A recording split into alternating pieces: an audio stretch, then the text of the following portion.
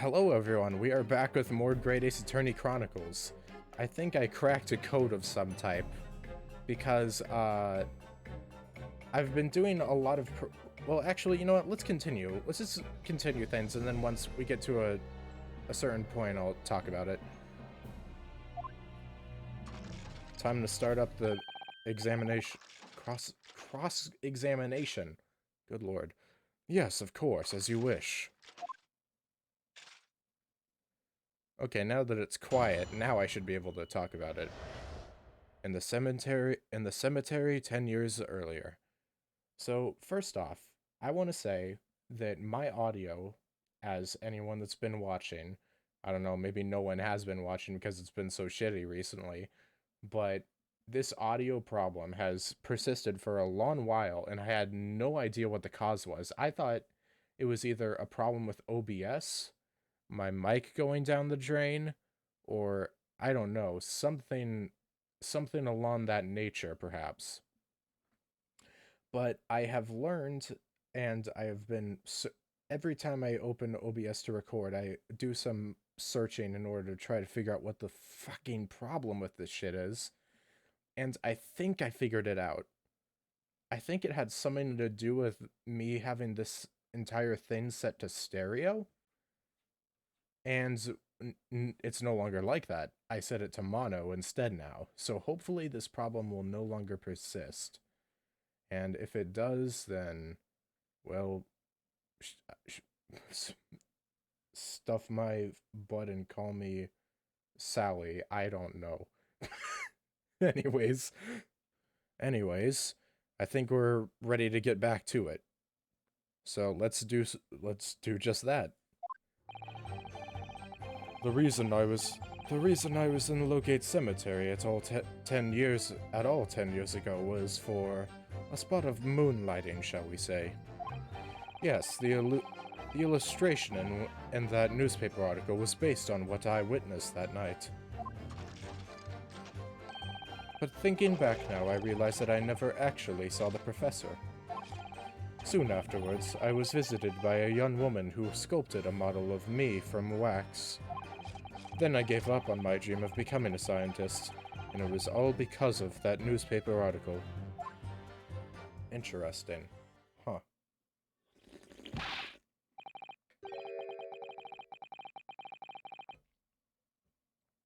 Sorry, I was getting a drink of water, and I tried to make it as audible as possible. Oh, wait a minute, you're claiming you didn't actually see the professor now? Of course, you'd have to have a screw loose if you believed a corpse could come back from the dead. But, so you're saying this article is not worth the paper it's printed on? I think that would describe it perfectly, yes. Ugh. If the details in the article aren't true, it nullifies your argument for why Mr. Drebber and Dr. Scythe would have been working together. So he's discrediting himself to cripple my argument. Tell me, witness. You claim to have been in the cemetery on some auxiliary business. Auxiliary business. Can you elaborate? It's time to get funky. That's right, grave robbing to be precise. As you know, Logate Cemetery is at the rear of Barclay Prison. So among students at the university, it had a reputation for being haunted by the ghosts of condemned convicts. Grave robbing, you say? Yes. Exhuming fresh corpses to sell is reasonably lucrative. Of course, I never laid a finger on any valuables buried with the dead. So you were one of the so-called resurrectionists, a particularly unpleasant scourge on society. Actually, my fellows and I went by another name. The Repurposers. That is quite beyond the pale. You would invite divine retribution, sir. Yes, well, I think I suffered retribution enough. The Daily Circus eventually unearthed my name and put it in print. It caused me a great many headaches, In the end, I had to leave the university. That was the only paper with the bad grace to identify me unambiguously, I might add. I see. Out of interest, who drew the illustration for this article? Ah, yes, that was the reporter who exposed me. He sketched that right in front of me as I described the scene.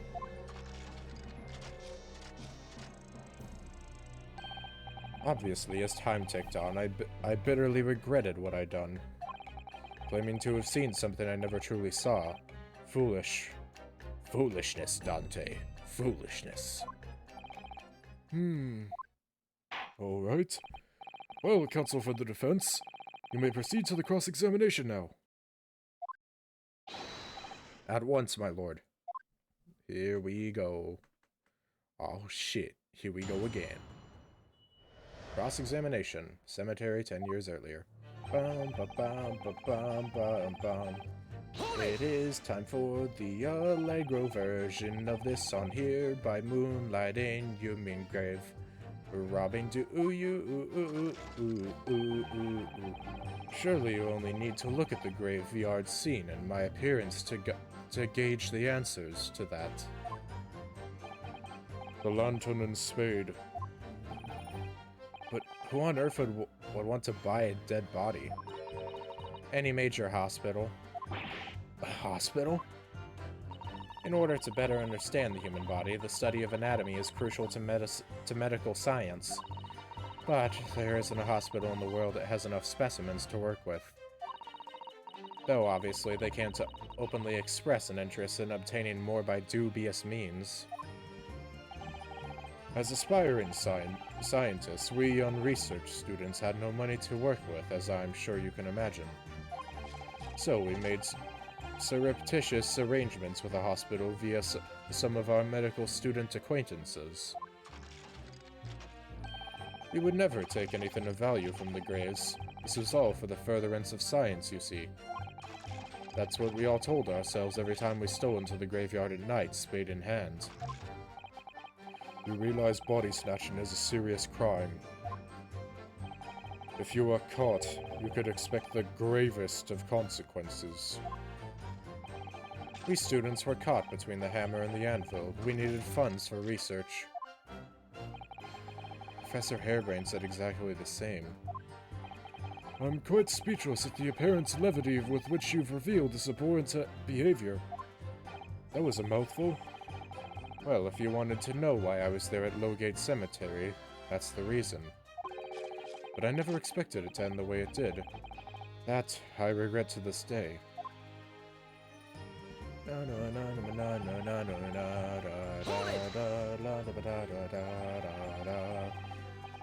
It's a strange happening at Lowgate Cemetery, which you now deny.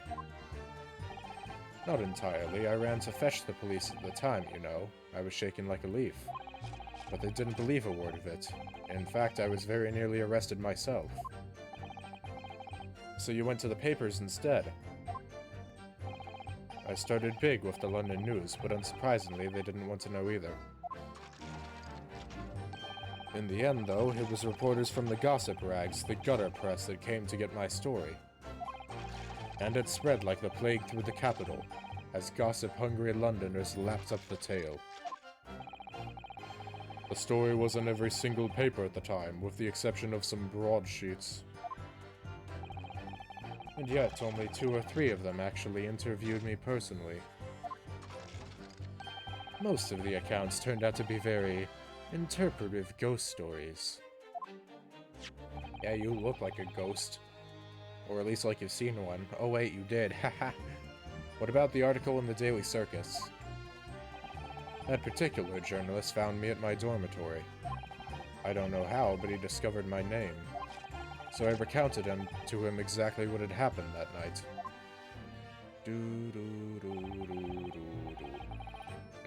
And from your description, he drew this illustration? Precisely. That's how I learned from the condemned man I learned that the condemned man was the famous professor. Because the reporter told me so. I had no idea myself, you see. Newspaper reporters are wont to snoop around in matters that don't concern them.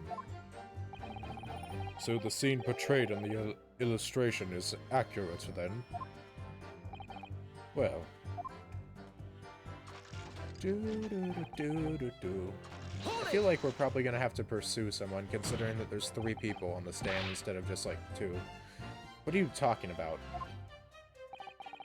I think I explained already, didn't I? Lowgate Cemetery is at the rear of Barclay Prison. So, it was renowned among us students at the university for being haunted by the ghosts of condemned convicts. Why is this man's animations always so clean? They always get me. I also like his freaking right hand ticking like a clock.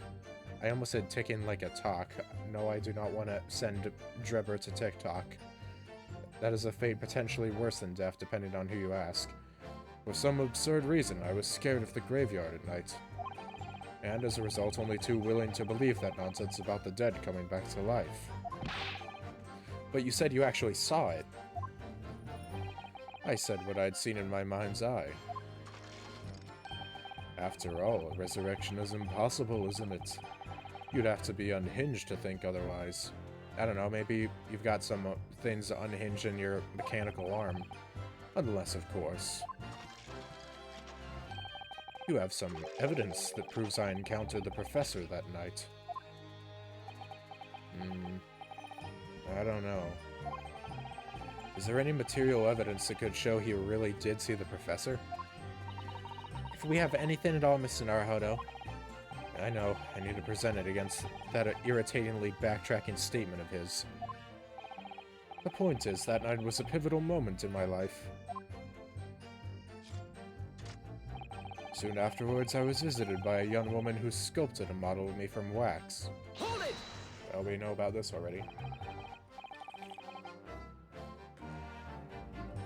That young woman being Madame Tusples, of course.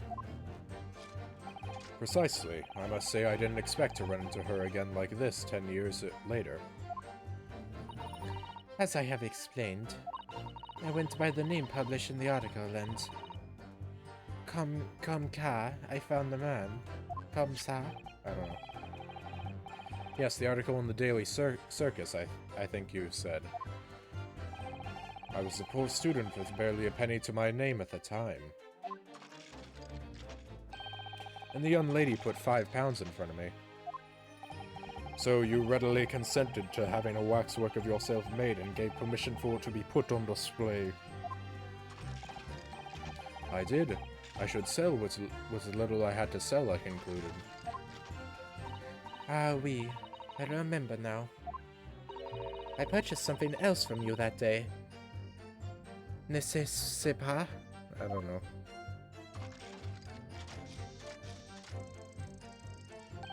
Did you? I can't say I remember. What was it, madame? His camera. Ah. Oh yes, I made a point of taking it with me whenever I made an excursion into any cemetery. You took a camera with you, sir? To what end?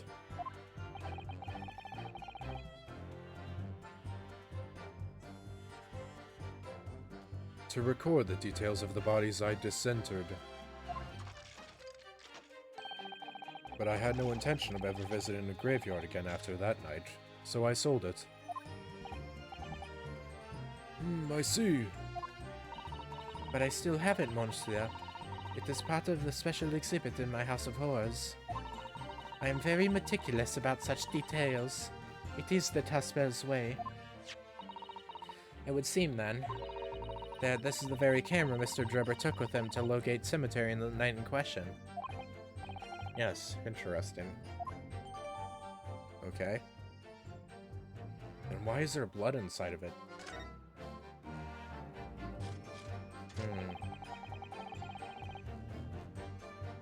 Sorry, my throat's hurting a bit. I had to take a slight break there. Hopefully, I won't have to do this too much. Wait, no. Ah, crap. I was tabbing back into the game. What's Drebber up to? Why would he suddenly change his tune and recant his claim? I wonder if perhaps it's because the circumstances have changed now. What circumstances? Well, if he admits to having seen the professor emerging alive from his grave 10 years ago, it will expose a secret in Dr. Scythe's past that she would have desperately wanted to hide. Yes, of course. If Drebber and Dr. Scythe are working together now, then if Drebber were to betray her, there would be no reason for her to continue to cooperate. In that case, there's only one way around it. I'll have to prove he really did see it. Prove that he really did see the professor's corpse coming back from the dead as he originally claimed. Alright.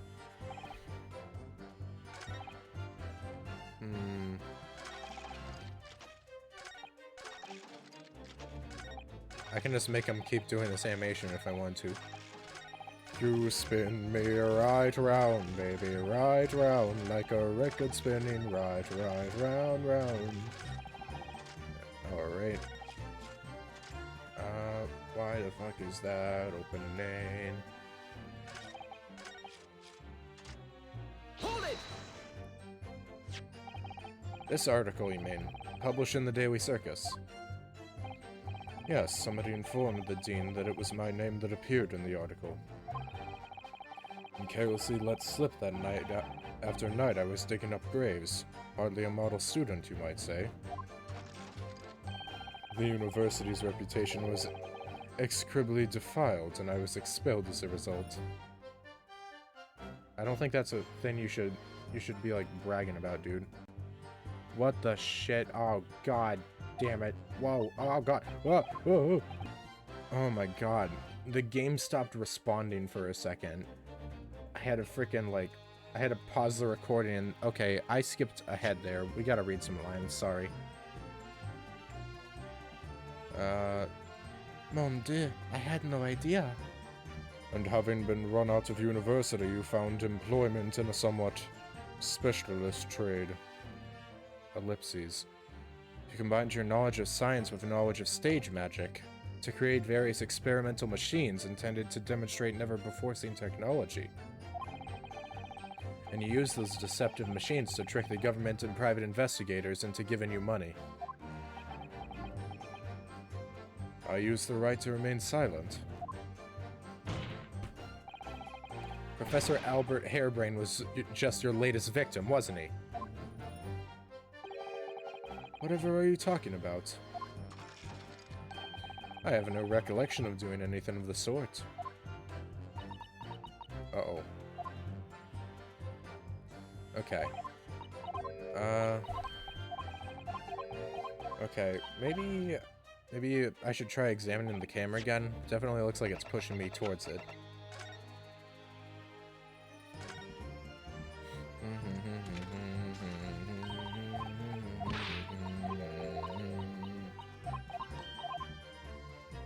We already checked that.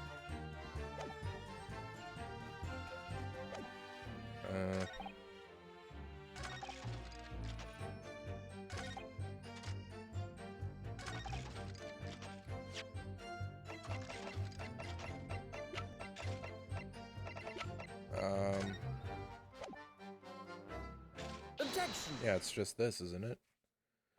Sorry, Mr. Drebber, but I don't believe that. Don't believe what? Your latest claim. You did see the professor on that night 10 years ago. Oh dear, we seem to be at odds. But I was there when you were not. I know what I didn't see. The illustration with this article was drawn based upon what you told the journalist that you witnessed. Yep. A figure emerging from a tomb, wearing an iron mask. Yes, when the killer was tried 10 years ago. It was decided in the closed court's ruling that the man would wear the mask to hide his identity. It wasn't to be removed even during his execution and subsequent burial. Not even the prison wardens were to see the man's face.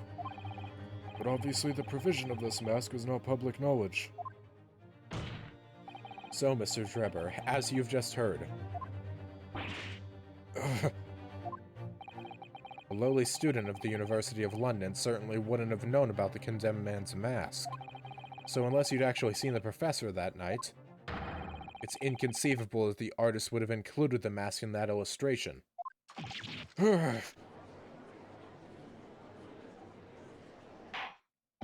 Order, order. Well, Mr. Drebber?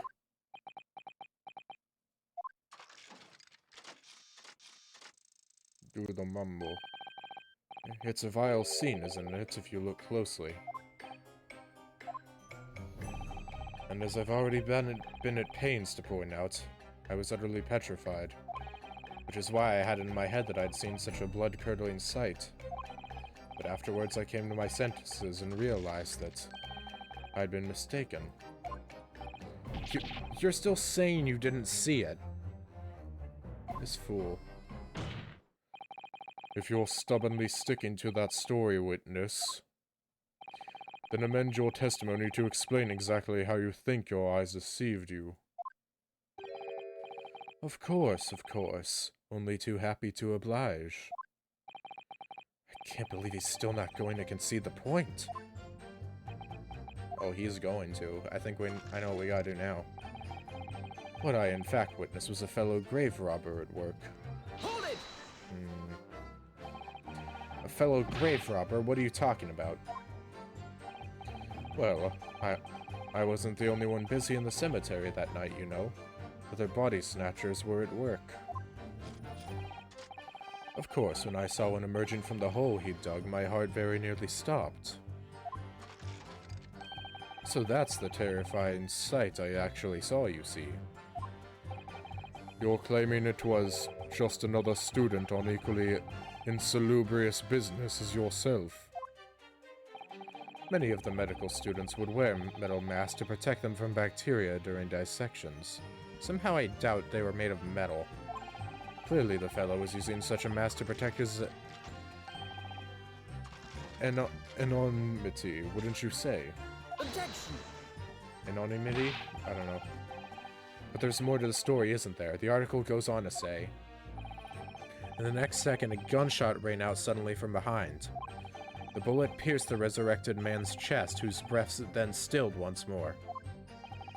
We might assume that the sexton discovered the miscreants at work, perhaps, and fired upon one of them.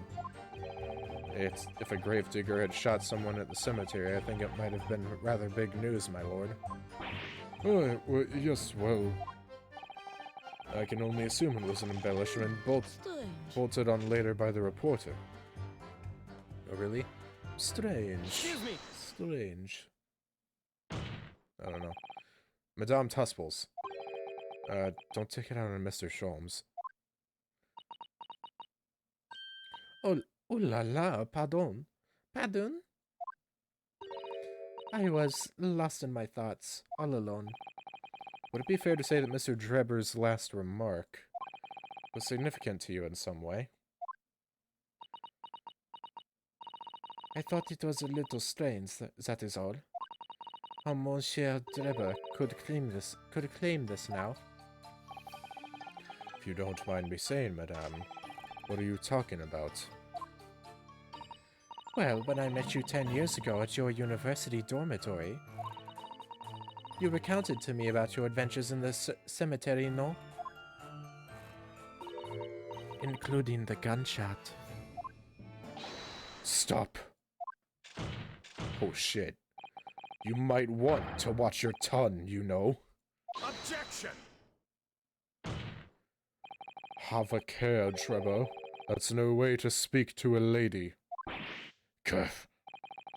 Please, Madame Tusples, carry on. Of course. Of course. According to what Monsieur Drebber told me at the time, he did hear a gunshot from behind him and the bullet hit the condemned man. I said nothing of the sort. No, you were very explicit about the details. About the mask that the figure was wearing. And the blood that splattered over you when he was shot. Enough! Shut up, woman! You're making all this up! That will do! Mr. Drebber! Yes. You refute the account just given by Madame Tusples. I have no recollection of ever saying those things. Come on, do you really expect us to believe you? Control yourself, counsel. I will not permit baseless accusations in my courtroom. Right. Under the circumstances, I think it's best that you supplement your testimony with a statement to clarify your position on this witness. Very well. Damn, he is getting heated. Oh, really? Spattering blood, you say? Bitch, you lying ass. Objection! Bitch. Mr. Drebber, do you remember this camera? Oh.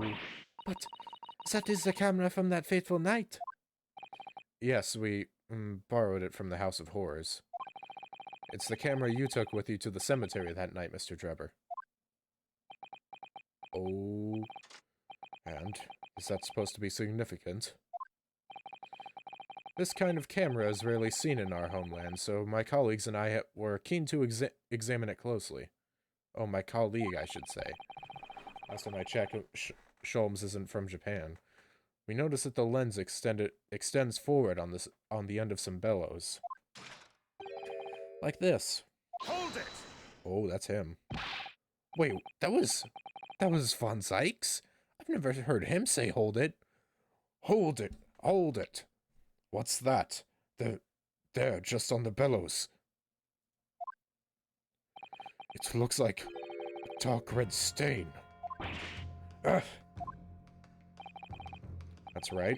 It's a rather conspicuous mark here on the bellows, in fact. Good lord, are you suggesting... Yes, my lord. It would appear to be a spatter of blood. Something that could be confirmed with a simple chemical test. Isn't that right, Dr. Scythe? It would be difficult to determine if it was human blood and not the blood of some animal. But yes, to test whether it's or not it's blood at all is simple enough. I propose that Madame Tusple's testimony was correct, and that on the night in question 10 years ago, you were spattered with blood from the gunshot wound. Well, And that furthermore, you really did witness the condemned professor emerging from his tomb.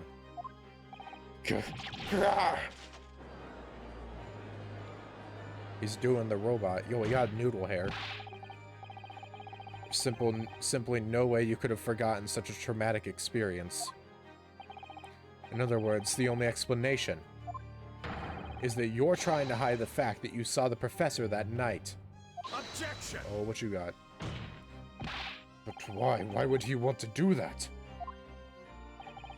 Well, not for his own gain, it would seem. For whose then?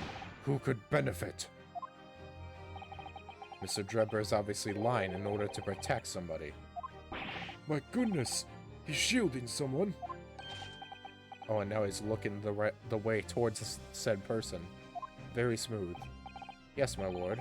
And clearly. It's someone who doesn't want the truth about the professor coming back to life to be exposed. Oh, counsel, who is it then? Who is this witness trying to protect by lying about what he saw that night?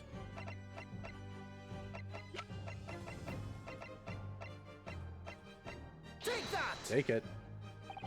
The obvious answer is Dr. Scythe. Scythe? Whatever do you mean? Nothing to say. Imagine if the convict who'd been sentenced to death was not in fact killed. Imagine if that was to come to light. What are you insinuating? And imagine if the convict in question was the country's most hated mass murderer. If it was the professor. That would be an unprecedented scandal. Objection! Ooh. This is beyond a joke. Need I point out that the dead cannot come back to life? What you're suggesting would mean that the execution never actually happened. Yes, that is exactly what it would mean. Objection! Once a man is sent to the gallows, he hangs. No one could escape, not in Great Britain. Objection! The country doesn't matter, but the fact is there was a witness to the fact that the man did escape his hanging. That were really true, Counsel. The implications of misconduct would not stop at the supervising coroner. It would taint the honor of the entire judiciary, from the ground up. Well, that's what's gonna have to happen then, isn't it? A shame. And it's exactly because of those monumental repercussions. Sorry, I haven't read that word in a long time. But Dr. Seif would consent to any demand made of her by someone who threatened to expose the secret. Even if that meant being complicit in a crime. You mean... I mean that Dr. Seif wasn't collaborating in Mr. Drebber's wicked scheme. She was coerced into collaborating in order to protect her decade-old secret. She switched the dead body of Mr. Asman with the waxwork model and fabricated the autopsy report. Ah! You have just been... booted? Lord Van Zykes. Pray forgive my freshly filled hello chalice and a whole raft of other discourtesies now. Goodness me! It's just the sort of tall tale Londoners would enjoy, I grant you. An executed killer rising from the dead, a Scotland Yard cover-up, a conspiracy at the highest levels. So let me ask you one thing. What's that? If the condemned man really did emerge from his tomb that night only to be shot in the chest, who pulled the trigger and disposed of him forever? Well, I have no idea at the moment. We have too little information to work that out at present, I think. I couldn't agree more. Damn it, I haven't been counting the chalices. How many is this? The Old Bailey is no place for wild fantasies. And have you considered this, my learned Nipponese friend? Considered what? Do you realize just what a dangerous endeavor it would be to coerce this woman into such criminal activity? It's tantamount to declaring war on the entire British police force and judiciary. Quite. I do imagine any sum of money being offered for research could warrant it. To rely on some staged deception when so much is at stake would be madness. Well, I suppose. And this was no petty crime either. The victim was murdered. A man who had already invested money in the venture and would be instrumental in future profits too. Yes, I had no reason to kill Mr. Asman at all. Well, you're forgetting that his death results in me receiving not a single penny. The court is already aware of the contract between myself and the victim, no? There is the contract, that's very true. Get a Jimmy Neutron brain blast. We need to take care of this. The motive for this case runs deep, though. I can feel it.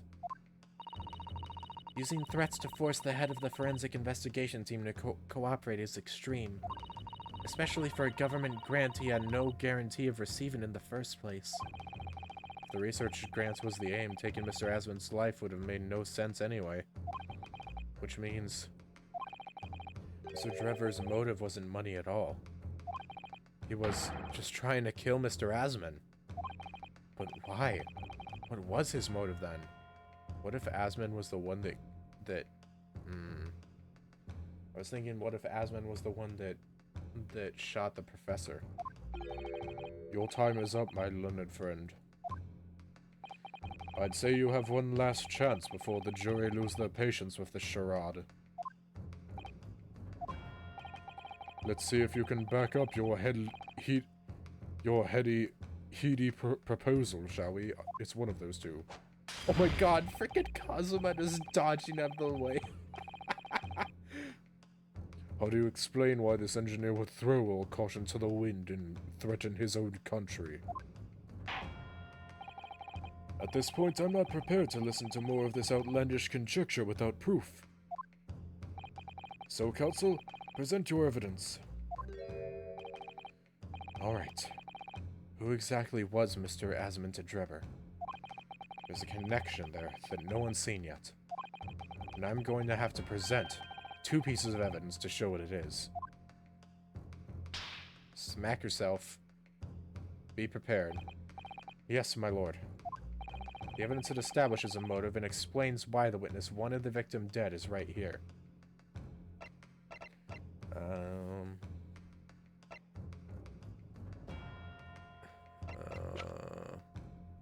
Shit, this is gonna take me a second.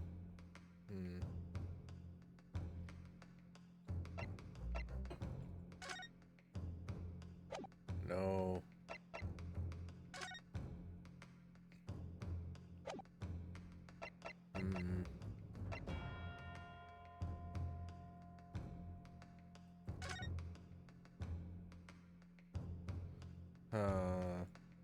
Nothing here?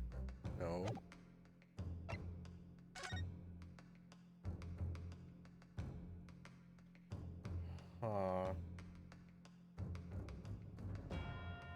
It's not this, I don't think.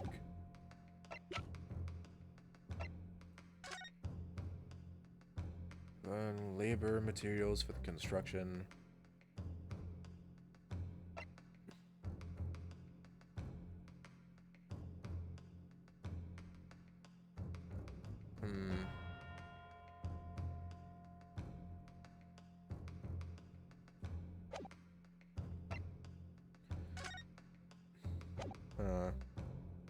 I don't have much to go on here. I feel like the contract still has something to do with it, though, so I'm gonna present it anyways, even though I don't know why. Take that! Mr. Drebber, I have here the contract that you signed with Mr. Asmund. Okay, so I was right on that. I don't know as to why. It's probably something on the first page. Yes, that's right. The very document, in fact. That proves I had no reason to kill the man. No, I'm afraid not. As it turns out, this contract actually helps to establish the real motive for the murder you committed. It does? Well, I never. What are you talking about? Read it again, you idiot! I'm not finished. In order to demonstrate what your motive really was, I need this contract and one other piece of evidence. What other evidence? Oh shoot. The string instruments are kicking in. Oh, I love that. That's real cool. Counsel, you will present your supplementary evidence without delay. The evidence which when cross-referenced with the contract establishes a motive for the dead.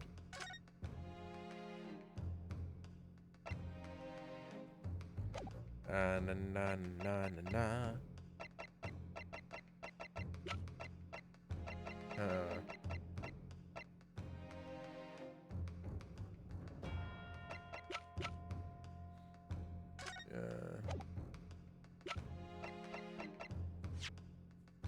I'm gonna save here, just because I have some ideas, but I don't know how true they are.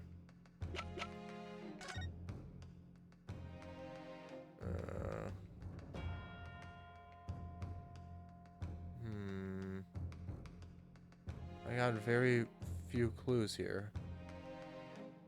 Is there not anything here? Asmund! It says it right here! Odie Asmund. It's this. Take that! It's this newspaper article, my lord. That was written 10 years ago, and every detail has been examined already. What can it possibly tell us? That drivel should never have been written. It's typical gutter press and nonsense that means nothing. Objection! Well, but there's something significant that this newspaper article and the contract have in common. Yes, there is. Really? And it's that common link that shows very clearly why you were determined to kill Mr. Odiasman. It seems the defense has uncovered something the rest of us have missed. So, my learned friend, point out what these two pieces of evidence have in common. Where exactly is the link between this newspaper article and the contract? Right fucking here. Take that! What these two pieces of evidence have in common is a signature. A signature? Yes, a signature. The signature on the illustration that accompanies the 10-year-old article and the signature on the contract belong to the same person. What? Gah! As the court has heard, this illustration was drawn 10 years ago by the newspaper reporter who found Mr. Drebber and interviewed him about his ordeal. If you look closely, the reporter's signature can be seen in the bottom right corner of the drawing. Holy shit. And if you look at the contract here, which was signed between the witness and the victim last year, you can clearly see Mr. Asman's signature at the bottom. Curious, isn't it? Let me see now. Good lord, yes, they're identical. In short, the journalist who drew the illustration and wrote the article published about Mr. Drebber 10 years ago are one and the same.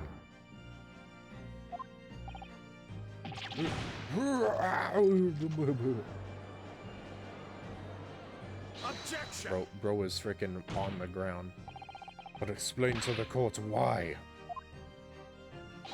Why would that constitute a motive for the witness to murder Mr. Asman? Well, if you think back, you'll remember that Mr. Drebber talked about that article in his testimony. Grave robbing, you say? Yes, exhuming fresh corpses to sell is reasonably lucrative. That is quite beyond the pale. You would invite divine retribution, sir. Yes, well, I think I suffered retribution enough. The Daily Circus eventually unearthed my name and put it in print. It caused me a great many headaches. In the end, I had to leave the university. That was the only paper with the bad grace to identify me unambiguously, I might add. Jeez, man. Then I gave up on my dream of becoming a scientist, and it was all because of that newspaper article. Holy balls. Oh, ho, ho, ho. At the time, you were a student of the University of London who dreamt of becoming a scientist. However, this single newspaper changed your entire life. So, Mr. Asman used to be a newspaper journalist, did he? He did, my lord. In fact, it's a widely held belief that Asman managed to position himself at the heart of his criminal network, thanks to the many dubious connections he made during his time as a reporter. Yes, very dubious. Oh, what you got now?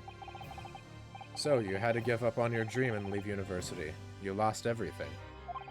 Eventually, you found yourself working in the field of science, but only in the shadows. And all because of that article, written by Mr. Asman. Enough!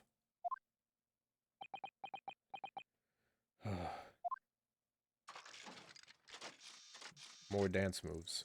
And spin. Stop this endless drivel about my life. What? Explain yourself, Mr. Drebber. Yes, it's true. I had to leave the university as a result of that article. But it was just the straw that broke the camel's back. What do you mean? Almost every student of science and the faculty was too poor to actually conduct any research. But they struggled on with their hypotheses anyway.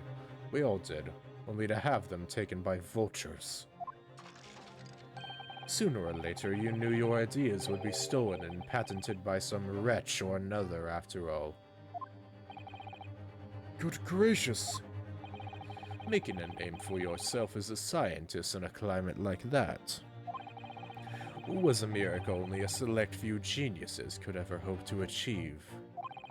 Personally, I wasn't one of those geniuses, so it was hardly a wrench. Being forced out of the university because of Logate was the best thing that could have ever happened to me. Objection! Mr. Drebber, do you genuinely believe that? Of course I do.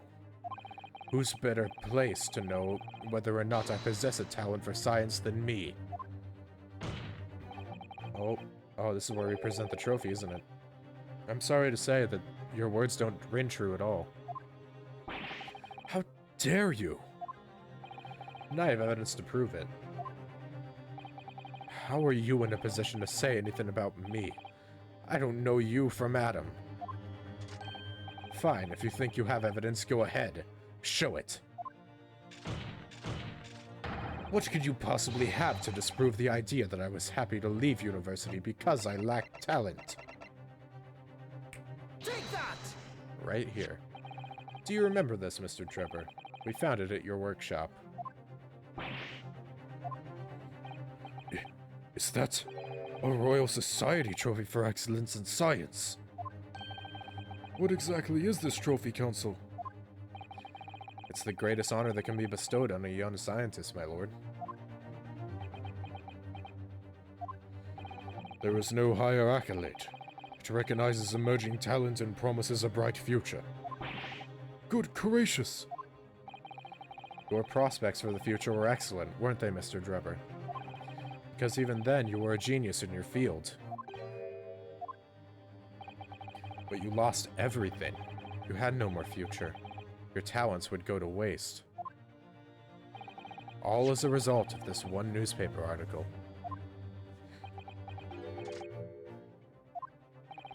I don't know when you realized who Mr. Asman was, but when it dawned on you that he was the same journalist who 10 years ago ruined your life, it's abundantly clear that you had no intention of forgiving the man.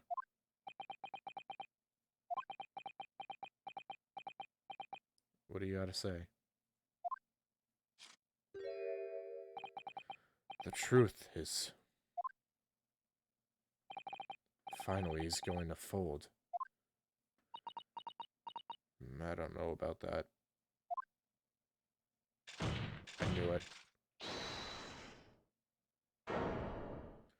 Who? Scythe.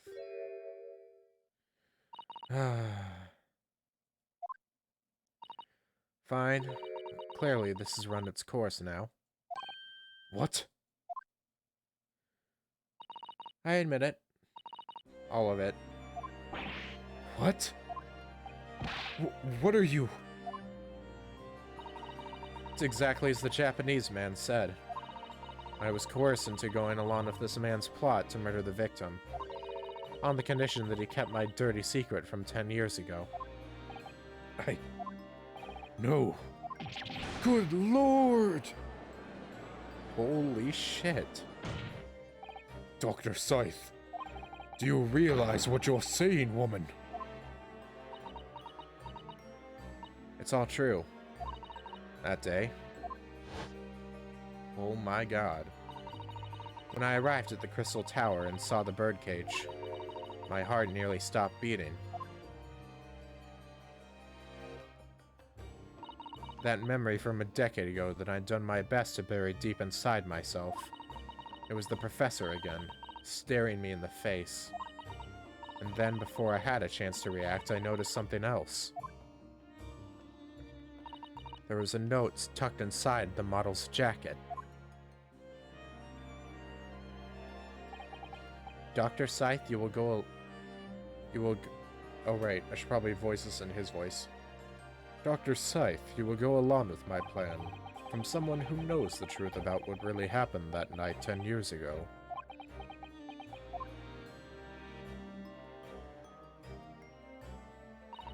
All the instructions were there in the note. Every detail was meticulously written out. I had no choice but to do what it said.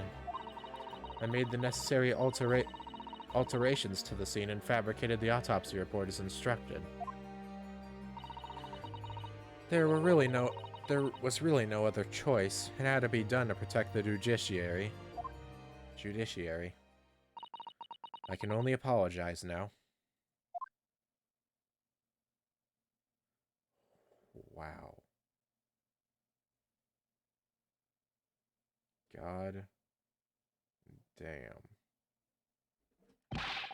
Why on earth would you buckle now? Well, there's no point to trying to hide it anymore, is there? I would have done anything to stop it coming out, even collaborate in a murder. But the great lie about that execution 10 years ago has been exposed. Whatever happens, I'm finished. Wow. So then, Mr. Drebber, what do you say to that?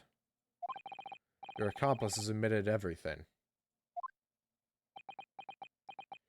We'll find this out next time on Great Ace Attorney Chronicles. Adios, ciao, and bye-bye. Signing off until next time. Ja, matane.